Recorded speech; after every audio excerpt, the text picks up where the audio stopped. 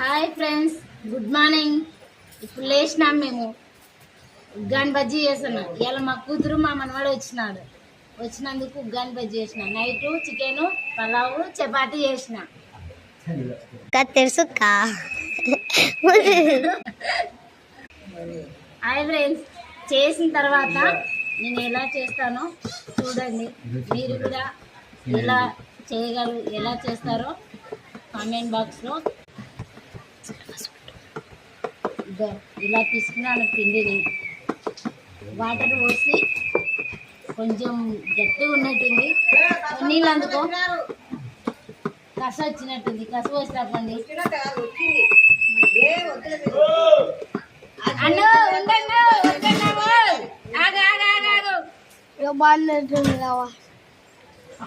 Famous అవుతాయి అన్న కసన్న ఉండండి.